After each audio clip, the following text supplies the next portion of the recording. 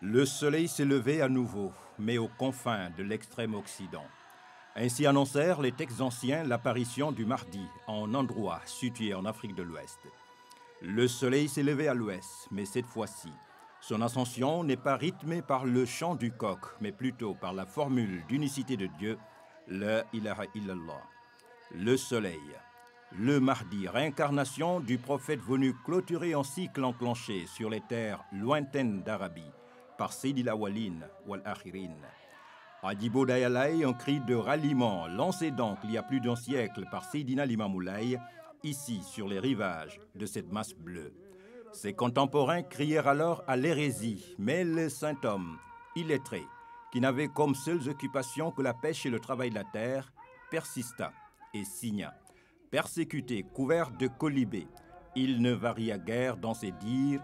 Mohammed s'était endormi, Mohammed s'est réveillé. Il intimant à la mer de reculer pour libérer de l'espace exclusivement consacré au culte du Dieu unique.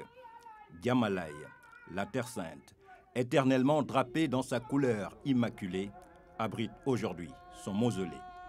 La bâtisse toise un puits à l'eau potable, malgré la proximité de la mer. Le coin est aujourd'hui devenu un point de ralliement. Fidèles anonymes, sans distinction de race, de sexe, de rang social, arborant tous le blanc, la psalmodie à la bouche, les laïens, c'est-à-dire les gens de Dieu, sont tous mus par la foi.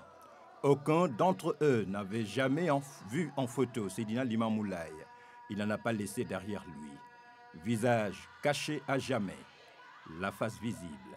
Seydina Issa Rouhou Laye, l'arbre qui rappelle la forêt, fils aîné et continuateur d'une mission. Mohammed reviendra à la fin des temps, accompagné de Jésus ibn Mariam, avait prédit les textes anciens. Yoff, Cambérène, Ngor, la grande épopée partie d'ici, d'une lumière enfouie dans une grotte pendant plus de 1000 ans. Le site a été baptisé miraculeusement par les colons, Al-Mahdi. L'endroit attirait jadis des pèlerins mystérieux. L'imamou et Issa sont venus ici rappeler qu'il n'y a de Dieu qu'Allah, que Muhammad est son prophète, que l'islam, la religion de la droiture, est l'ultime salut. Adorer Allah, lui vouer un culte exclusif, accomplir la prière, s'acquitter de la zakat, plus de 100 ans après. Ce message reste actuel pour quiconque ambitionne de figurer parmi les meilleurs de toute la création. Seydina Limamoulaye et Seydina Issa Rouhou Laye, deux parties de la miséricorde divine symbolisées par deux turbans, un blanc et un autre de couleur noire. Deux missions accomplies par le même envoyé de Dieu dans deux communautés différentes pour le bien de toute l'humanité. Ceci afin que les gens du livre sachent qu'ils ne peuvent rien disposer de la grâce d'Allah et que la grâce est dans la main d'Allah. Il la donne à qui il veut.